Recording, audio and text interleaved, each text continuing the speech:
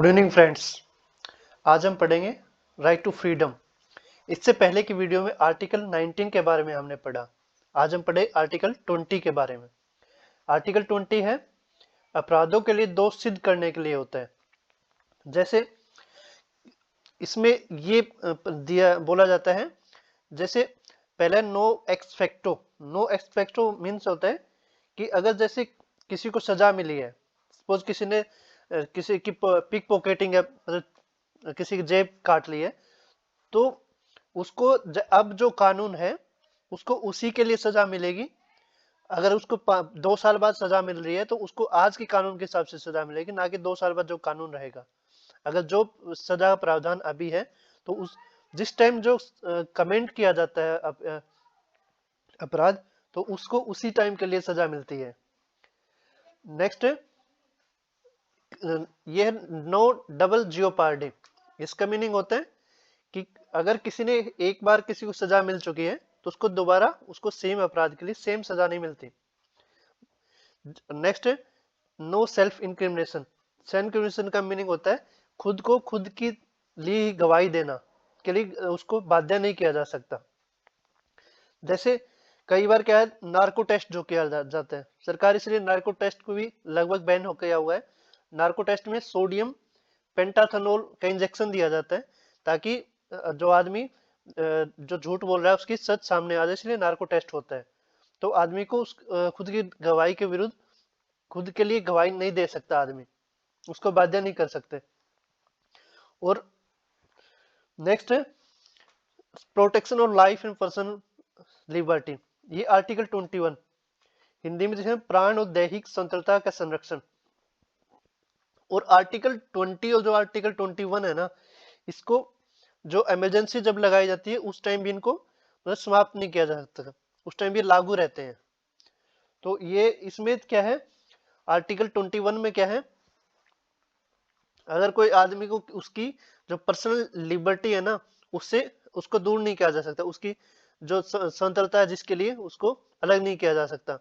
इसमें 2 केस आए थे, पहला है गोपालन केस और Maneka case.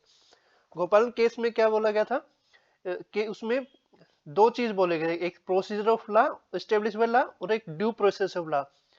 Procedure of law होते हैं ब्रिटिश ओरिजिन है, मीन जो कानून पार्लियामेंट ने बना दिया है तो उसको फॉलो करना है। तो ब्रिटिश में, क्योंकि ब्रिटिशर्स में पार्लियामेंट ही सुप्रीम है, इसलिए सुप्रीम पार्लियामेंट का कानून ही लागू होता है। और एक होता है due process of law. Due process of law होता है, ये है अमेरिकन कॉन्स्टिट्यूशन में दिया गया है। इसमें क्या है, अगर संसद ने कोई कानून में बना दिया है तो फिर भी उसको जो कोर्ट है उसको चेक करेगा पहले, उसको कैंसिल भी कर सकता है। जैसे एक 2014 में एक बना था एनजीएसी, उसमें क्या था, मतलब कि पार्लियामेंट ने एक कानून पास किया था रिगार्डिंग सुप्रीम कोर्ट के जो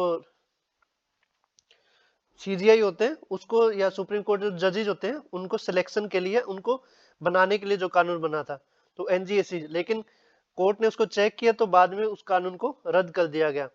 तो ये एक तरीके due process of law follow किया। तो इंडिया अमेरिकन और ब्रिटिश दोनों कॉन्स्टिट्यूशन के जो अच्छे प्रोविजन है उसी को फॉलो करता है। तो आपको आई थिंक समझ में आ गया प्रोसेस एस्टेब्लिश लॉ और ड्यू प्रोसेस ऑफ लॉ क्या है। नेक्स्ट है इसमें गोपालन केस जो 1950 का था, इसमें एग्जीक्यूटिव को शामिल नहीं किया गया था इस वाले में। और नेक्स्ट जो केस है इसमें एग्जीक्यूटिव लेजिस्लेटिव को दोनों को फॉलो करना था। ये 1978 का कानून है। नेक्स्ट है इसमें आर्टिकल 21 में बोला गया है कि ये जो है, जो ह्यूमन बीइंग है उसको ना कि एक एनिमल ना समझा जाए, उसको ये समझा जाए कि उसको एक डिग्निटी है और उसकी सेल्फ रिस्पेक्ट है, उसके अकॉर्डिंग उसकी लाइफ एक मीनिंगफुल है, कंप्लीट है, वर्थ लिविंग है। तो आर्टिकल इसको पूरा अगर बोला जाएंगे तो protection of life and personal with dignity बोला जाएगा इसमें, ना कि ओनली लिबर्टी। लिबर्टी के साथ में उसकी डिग्निटी भी है, उसकी एक सेल्फ रिस्पेक्ट भी है। Next article 21। आर्टिकल 21 में पहले बहुत कम स्कोप होता था, लेकिन धीरे धीरे इसका स्कोप जो है वाइड बहुत हो गया है। तो इसमें जैसे अगर बोला जाए, जैसे इसमें कई कानून आ गए हैं, जैसे right to live with dignity, right to decent to environment. जो दिल्ली में अभी जो पोल्यूशन हो रखा है इतना, इसमें हर आदमी का अधिकार है कि उसको एनवायरमेंट साफ चाहिए और सरकार को ये प्रोवाइड करवाना चाहिए। नेक्स्ट है राइट टू प्राइवेसी। ये भी अभी रिसेंट में कानून बनाया गया था, उससे पहले ये कानून नहीं होता था। प्राइवेसी, चाहे कैसी भी प्राइवेसी है, चाहे इंटरनेट की प्राइवेसी क्यों होना हो, उसमें भी आदमी को, ह्यूमन बीइंग को सरकार को प्रोवाइड करवाने का अधिकार है। Right to health, right to free legal aid, ये डीपीएसपी में बोला गया था पहले, to provide free legal aid. Right to information, right to information RTI जो है ये 2005 में आया था। Right to sleep, right to free from noise pollution, pollution से फ्री। राइट टू हैंड कफिंग, किसी को मतलब कि जब तक उसका दोष सिद्ध ना हो जाए कि उसको हथकड़ी भी नहीं लगा सकते। Right to reputation, right to sustainable development, right to pension. Right against public hanging, किसी को पब्लिक में मतलब कि मॉब लिंचिंग नहीं की जा सकती, या किसी को पब्लिक में उसको मारा नहीं जा सकता, या उसको हैंग नहीं किया जा सकता। Right to travel abroad, right against custodial harassment, मतलब किसी को कस्टडी में हैरास भी नहीं किया जा सकता। उसके बाद, इसके बाद और भी बहुत से कानून है, इसमें लगभग 35 के आसपास है, मैंने इतने ही बताए हैं। ये आपको जो बुक है उसमें सर्च कर लेना, पढ़ लेना, थोड़ा और आइडिया आ जाएगा। Right to education, right to education जो है, ये जो शिक्षा का अधिकार है, ये 2002 में 86 कॉन्स्टिट्यूशनल अमेंडमेंट आया था। 2002 में आया था, 86वां संविधान संशोधन था। इसमें बोला गया कि 6 साल के से 14 साल के बच्चों को फ्री एंड कंपलसरी एजुकेशन है, फ्री भी होनी चाहिए एजुकेशन और कंपलसरी भी होनी चाहिए।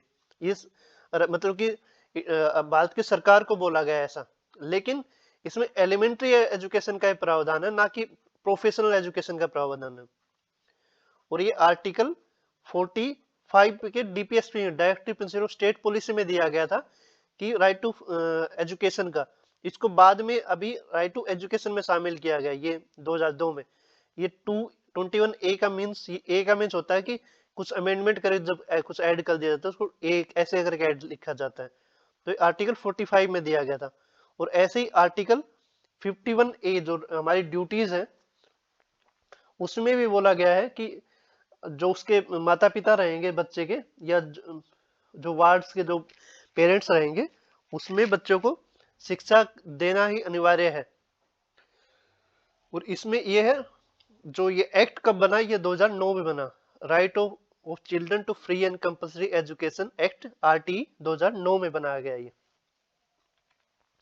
नेक्स्ट, राइट टू फ्रीडम में दिया गया protection against arrest and detention.